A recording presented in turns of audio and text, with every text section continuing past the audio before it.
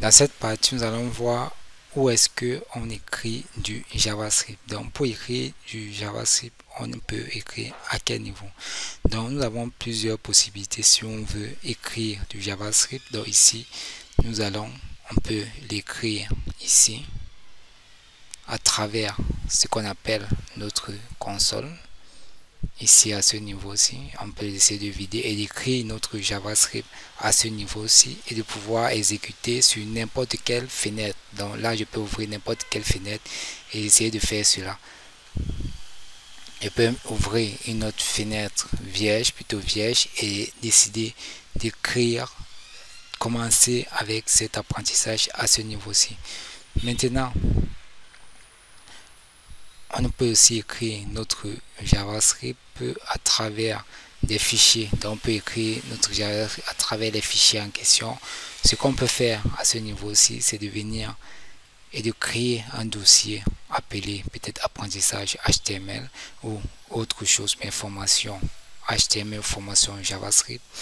Ici, je mets apprentissage HTML parce que je vais écrire un certain nombre de codes à l'intérieur et il y a du HTML, JavaScript, donc peu importe le nom, il n'y aura pas de problème à ce niveau-ci. Ok, donc ici nous allons maintenant ouvrir notre fichier, notre éditeur de code qui est Visual Studio Code que nous allons utiliser au cours de cette formation et d'ouvrir notre dossier. Donc ici, nous allons ouvrir notre dossier en cliquant ici, choisissons, on choisit notre fichier, ok, notre dossier en question. Et là, on voit que notre dossier est vide. Ce que nous allons maintenant faire à ce niveau, c'est de créer notre premier fichier qui est le HTML, qui sera index.html.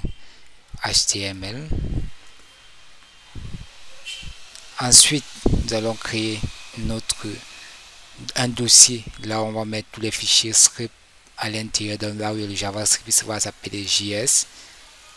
Donc ici, on va mettre les différents éléments, différents de fichiers concernant du JavaScript à ce niveau-ci.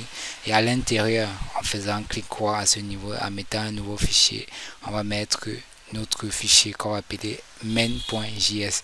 Donc ça, c'est le plus courant. Là, on va écrire notre fichier JavaScript parce que à ce niveau-ci, si on ouvrait notre console, comme on peut le voir ici, on pouvait ouvrir notre console comme on voit ici. On peut, en affichant,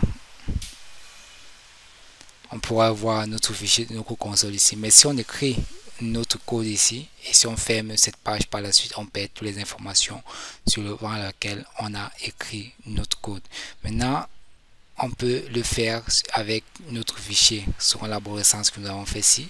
Et par la suite, on va voir comment mettre interagir entre les deux. Pour une base, je vais connecter les deux pour qu'on puisse avoir une base. Là, on va écrire notre code JavaScript. Donc ici, je vais mettre notre document, notre sujet de base d'un document HTML avec ceci, point d'exclamation. Et là, je complète, ça me donne un certain nombre d'informations.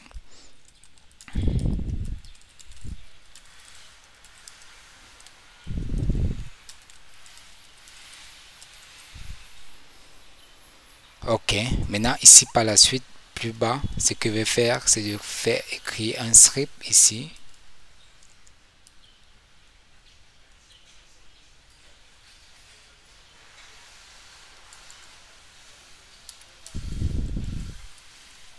Ok, avec un chemin.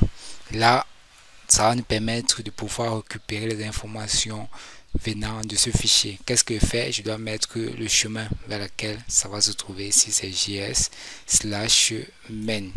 Là, vous voyez bien que avec Visual Studio Code, ça me complète les différents codes en question. Là, j'enregistre.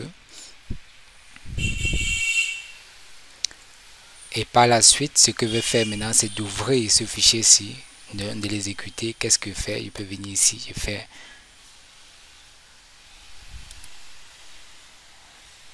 je peux l'ouvrir comme on peut le voir ici avec Chrome.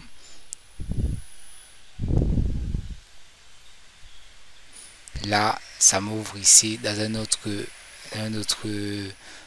fichier. Donc je peux garder cela ici comme ceci. Voilà, c'est cela qu'on va utiliser.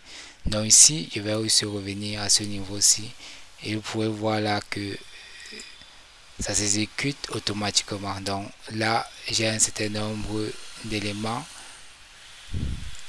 j'ai enregistré et j'ai mon fichier qui est assez adéquat pour pouvoir exécuter mon code. Et donc là, si je inspecte la fiche de code de source, qu'est-ce qu'on voit? On voit que j'ai exactement la même structure que j'ai à ce niveau-ci. Là, on est tout bon. Ok, maintenant ici, ce qu'on va maintenant faire, c'est de continuer dans notre apprentissage, continuer exactement, proprement dit, dans notre code en question. C'est ce que nous allons voir par la suite à travers l'élément, la rédaction de notre l'écriture des différents codes que nous allons voir à travers les différentes étapes suivant le suivi de votre formation.